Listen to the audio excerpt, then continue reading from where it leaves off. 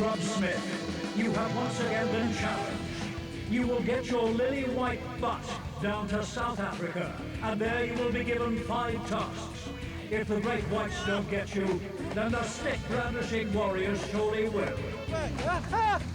Be warned. Fail one of these tasks, and we will make you do something truly ghastly. The more you fail, the more unpleasant it will become. I may have to help. You have 5 days. Get going.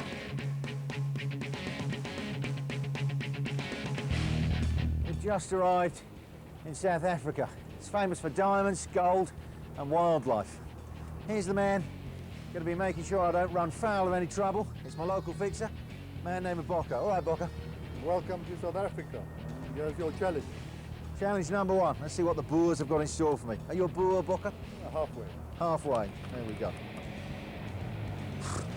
Challenge 1. Win an ostrich race. To complete this challenge, I needed to travel 6 hours from Cape Town through some of the world's most beautiful countryside, or so my crew later told me, to the Western Cape, which is the home of South Africa's ostrich farming industry. Ostrich meat is prized for being high in protein and low in fat, but the birds are also low in brains, which made the thought of riding one of these overgrown chickens all the more daunting. Fortunately, I had veteran racer Billy Engelbrecht to guide me through the art of being an ostrich jockey. Before I go anywhere near him, what's the most dangerous part? Is it the beak or the feet? Definitely the feet. Most definitely. That's how they attack their enemies, is by kicking them. And they kick forward and down. If you look carefully, you'll see they've got a very big toenail, so they can rip into your skin and tear it open. Could it kill a man? It's lethal. I don't want to say it can be fatal, but it's very lethal. Dave! Dave! Ah well, lethal or fatal, it was clear that this challenge was not going to be a pushover. First off, I needed the right man, because my challenge was to win an insane 50-yard dash against some local lads who do this for a living. Is there any special ostrich they're picking out for me? They did catch one specifically for you because of your size. Your ostrich's name is Picasso. Picasso? Yeah. Excellent. So I jump on the fence.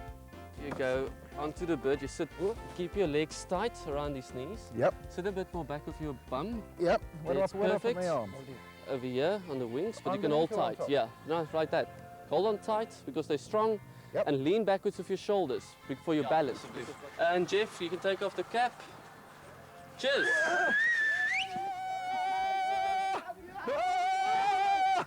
Jeff, catch the fucking ostrich! Catch the ostrich! You're doing brilliantly. Stop! Now you just let go of the wings, unlock your legs, and you slide off. Let go. That's a perfect dismount. Very well done, Session. It's amazing how your body locks in one place. Total fear. So what did you think of my performance? For your first time, I think it went very, very well. Although now when you do the race against my jockeys, it's going to be a different story altogether. You think they're going to show me up as a rank? Yes, because I've got my 2 best jockeys that's going to race against you, Pierre and Jeff, and they like cowboys and ostriches. Okay, what odds would you give me? I'll be generous and give you 20 to 1. 20 to, I'm taking 20 to 1. I will have 100 rand on 20 to 1. 100%. Excellent. I'm starting to take this very seriously. Not because I'm in fear of my life, I am, but because there's money involved, and that appeals to my sense of personal meanness. To beef up my chances of success, or at least survival, I went into the ostrich pen to bond with Picasso. This is not a thing. Then Billy suggested that to really feel at one with my mount, I should breakfast on an egg that had recently been laid by one of its sisters. First the yolk. One ostrich egg has roughly the same mass as 24 hen's eggs, but I was determined to show the locals that nothing was too big to frighten me. Here goes.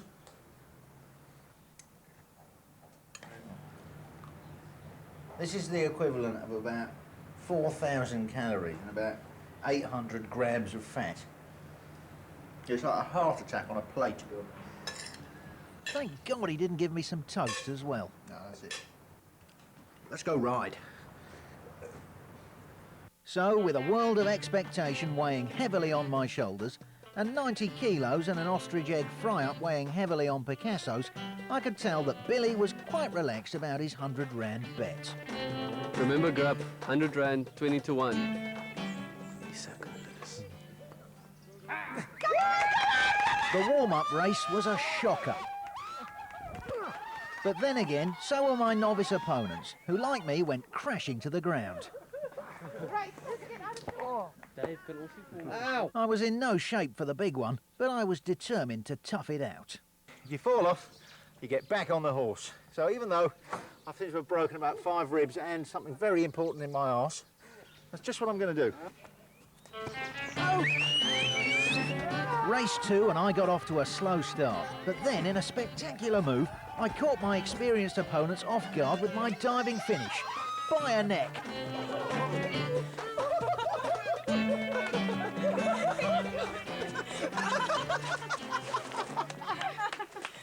I went head first over the ostrich. I think I did cross the finish line, so it's not a total humiliation. I came second. Second! That's fantastic! So I did complete the race. Only came second though, so I should have had the money on each way. That, I'm afraid, his challenge fails. So I'm going to go and fill this helmet with the vomit of 24 eggs. Challenge 2. Beat Mandela at penalties. Yes, I know he's a great man and a hero to millions, but in my book, no one is so grand that you can't challenge them to a spot of soccer in the back garden. So I went down to the rough part of Johannesburg, known as Soweto, and found the house Mandela had lived in before the apartheid state imprisoned him for 28 years because of his involvement with the ANC. Unfortunately, he doesn't live there anymore, and I for one won't blame him for wanting a bigger gaff after all that time in Choki. Also, despite retiring as president, he's still a major player in world politics and therefore pretty busy. But Bocker assured me that Nelson enjoyed his football and that our faxes and phone calls had received an enthusiastic response. All we could do for the moment was wait for his secretary to give us the official OK. So in the meantime, we elected to keep the mobile handy and crack on with another challenge in the beautiful country that had treated him like shit. Challenge 3. Contact the ancestors. Talking to the dead is one thing. The trick is getting them to talk back. Luckily for us, in South Africa they practice ancestor worship, so communing with the souls of your dear departed relatives is a common occurrence. Apparently, though, it's not always a pleasant one. Could it really be possible to contact the dead? Would I really be able to talk to my ancestors? Well, obviously not, I'd have thought, but if there's one thing travelling the world teaches you, apart from always bring your own supply of toilet paper, it's keep an open mind. Accordingly, I went to the region of Little Karoo, considered by many to be the birthplace of mankind, to take part in an ancient ceremony. These people believe that the dead are the link between reality and the divine. The ceremony was conducted by a large traditional healer by the name of Mama Mugaba, who I, for one, would not have liked to meet in a dark alleyway. The ritual also featured a goat, which I suspected did not have a very bright future. As for me, well, Mama told me that by contacting my ancestors, I would benefit from their wisdom. Do you sense that the spirits are going to talk to me today? Yes, I'll show you. Right, And you must tell them what you want today, Right. what you want to be. right. And will they answer through you? You're going to feel. I'll feel it. You're going to feel it. Right. A type of beer was prepared and fed to the goat. As I feared, Billy was to feature prominently in the first part of the ceremony, and this was to prove his last ever drink. I was assured that the goat was a gift to the ancestors, and because it was loved, had been sent to a better place.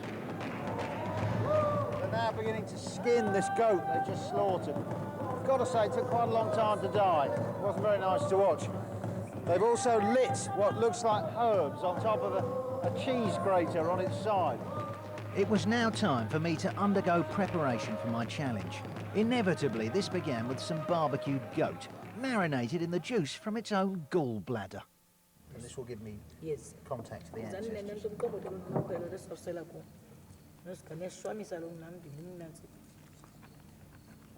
It's very raw and smoky. Tastes like eating a cigarette. My preparation for meeting the undead was a complicated business. Or else they were just taking the piss out of Whitey. Either way, the drumming and chanting intensified and the atmosphere thickened until finally I was considered ready to talk to lost souls. And I put myself in the hands of Mama Mugaba.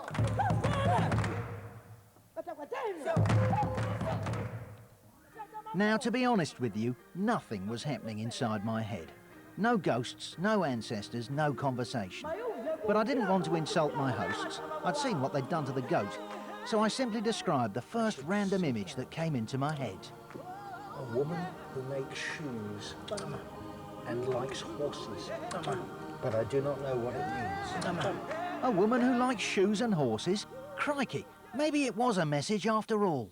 Now you have got the message of the ancestors. They are sent you. You are there to come and help the wife with the horses who are repairing the shoes.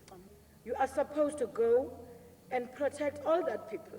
I think what Mama was saying was that if I help a poor woman, I'll lead a happy life. Sounds fair enough, whoever had planted it in my head. I was going to say, this is a really trippy experience.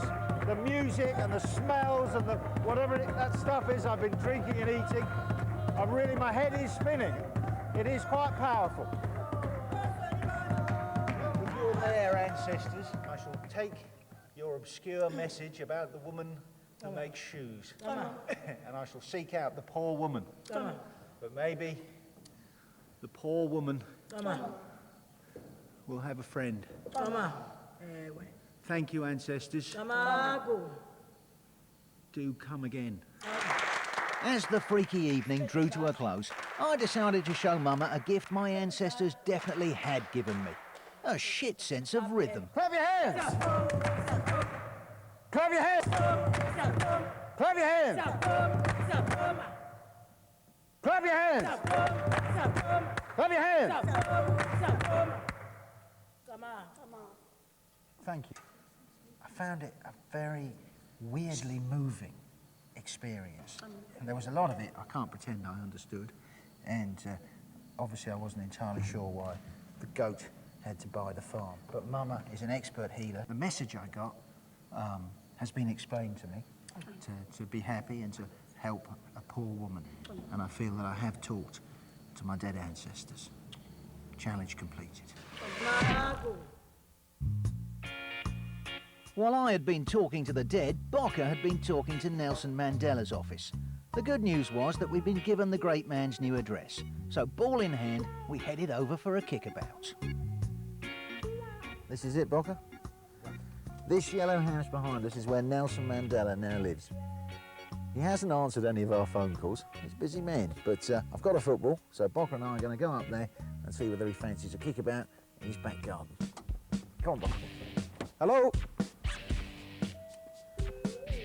This gentleman from England, he wants to give Mr. Mandela a present. Football. No, we telephone. We telephone. With Nelson. Where is he? Is Nelson Mandela in? Is it worth it? Is he home today? Well, we tried, but the sad truth is Nelson Mandela is not free. He's busy, so it's challenge failed. Bollocks. And that political bombshell meant it was South Africa 2, Smith 1. But there was plenty more in store for me, and soon I was to stick it to the natives and get one in the gob of a great white shark.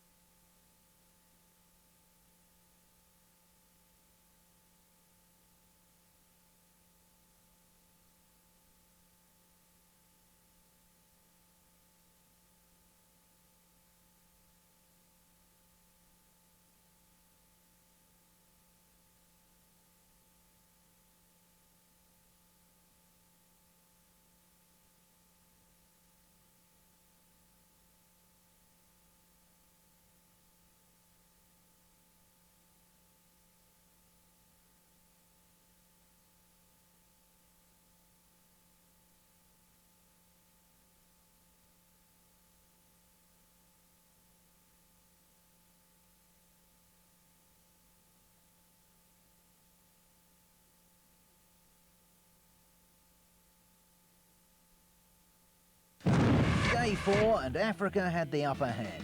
Despite nearly getting a colonic from an ostrich and communicating with the afterlife, sort of, my Nelson Mandela debacle meant I was 2-1 down. So now the gloves were off. Challenge 4. Stick it to a local. Stick fighting is an ancient tribal martial art that was designed to help young warriors prepare for battle. It's a tough and quite violent activity, so clearly I was going to have to be well prepared or else I might get seriously hurt. I'm quite worried about this one because I am pretty obviously a plump and unathletic specimen. But I've come down to the township of Wanamzamu. I'm going to meet a medicine man who apparently has the ability to give me the gift of strength and bravery. The medicine man's house contained a collection of dead fauna and animal parts that would rival the Natural History Museum. This place was truly a conservationist's worst nightmare. This is the jaw of some small but obviously quite ferocious animal, which evidently wasn't in a very good mood when it died. After 64 years in the business, the medicine man looked in pretty good shape. So here goes nothing. Medicine man, I need to be brave and strong. Can you make me some sort of potion? Yes, I can. Excellent. My new doctor had soon selected the ingredients for my magical cocktail. These consisted of the skin of a puff adder, the hand of a baboon, and some solidified cat's piss. Apparently I will acquire attributes of each of these animals. I will have the stealth and lightness of foot of the cat. I will have the speed of strike of the puff adder. And I will have the athletic ability and all-round stamina of the baboon. I'm going to be a fighting machine. An elaborate preparation process followed that again involved one of South Africa's magical cheese graters and the baboon's hand. The words mouth and watering were not exactly the first to come to mind when finally my tasty beverage was ready for serving. And it smells absolutely disgusting.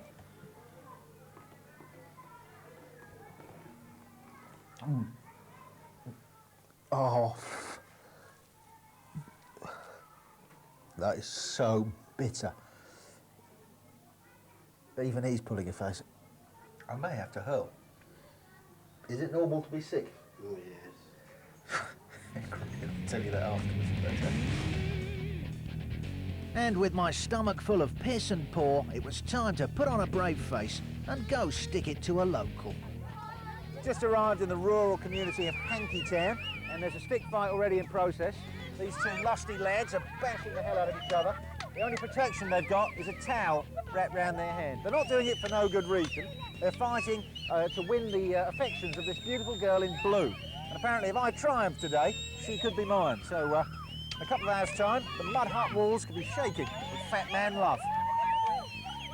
Hey! This is Mayfoot. He's a stick fighting expert and he's going to be my opponent today. Mayfoot, we're fighting for the honour of a beautiful woman. Is she your girlfriend already? No, but I really fancy her. Here's the woman I'm going to be fighting for. She's 16 years old. She's called Pomla. Hello, Pomla. Hello. Do you like me? Yes.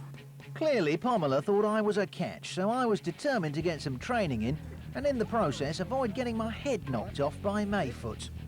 Okay. So if he goes for my head, I go like that. If he goes for my leg, I go like that. And what if he goes for that? And then, all too soon, it was showtime. This is going to offer a lot of protection. Baboon Cat Adderman was ready for action. I would ask for the judge to tell us to get going, but there is no judge because there are no rules. If Mayfoot thought this was going to be a walk in the park, then he soon had to think again, particularly when I played to my strengths and knocked him over with my belly. That was a mistake. In stick fighting, it's the crowd who determine the winner, and this bunch were not impressed. With most of Hanky Town baying for some fat man blood, Mayfoot picked me off at will with some bruising shots. And when I folded like a pack of cards, he closed in for the kill, assisted rather unsportingly by some members of the audience. As I lay on the turf, I realised that the lovely Pomela and I would not be raising children any time in the near future. Oh, I've been beaten to a pulp. He was only swatting at me as if I was an irritating little bug in his life.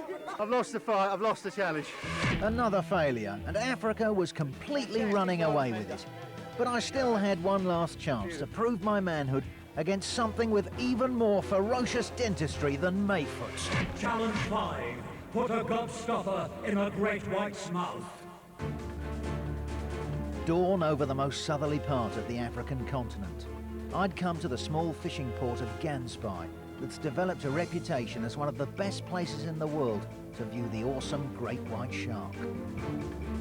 Well, the most people that get attacked by white sharks is mostly boogie boarders and surfers.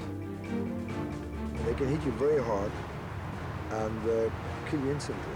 And I've lost a couple of friends like that. The shark just hit the guy and all we found was one fin. For this mission, I enlisted the services of Captain Andre Hartman, a veteran mariner and shark expert. I've never heard of anybody trying to put a gobstopper down a shark's mouth. And I don't think Grub's got much of a chance today. Andre may not have been impressed, but the way I saw it, this challenge was extremely doable. After all, it wasn't as though I was going to be boogie boarding with these man-eaters. All I had to do was chuck a gobstopper down one of their overgrown throats. And how tricky could that be? To find my prey, we were heading for Dyer Island, which the captain told me was a favourite hangout of the great whites. It soon became apparent why. Lunch. Of course, in their language, it's not called the great white shark. It's called that massive bastard that eats us. Our cunning plan was to trick the toothy fellas into thinking that our piece of rubber was a tasty lunchtime snack. I think it's a real seal. Or maybe not. We waited hours for a shark, and I was feeling increasingly seasick. But just as I thought there would be no takers for my gobstoppers, Andre tried to lift my spirits by catching a fish with his own bare hands. Think about it. There it is, there it is. So don't let it get away. We've caught one, it may not be a shark. Oh, look at the sharp teeth it's got there. Look at those. I'm going to quickly give it a gobstopper before it goes under. OK, so it wasn't quite a great white, but I was determined to get in as much practice as I could. I'm going to hit a gull now. I missed that as well. There's some more gobstoppers. And then, just as I thought all hope was lost... There he is. Here it comes. There it is. Look at the size of it. Come on. There it is. I can see its mouth. It's on the bait. Come on. Look at it flashing.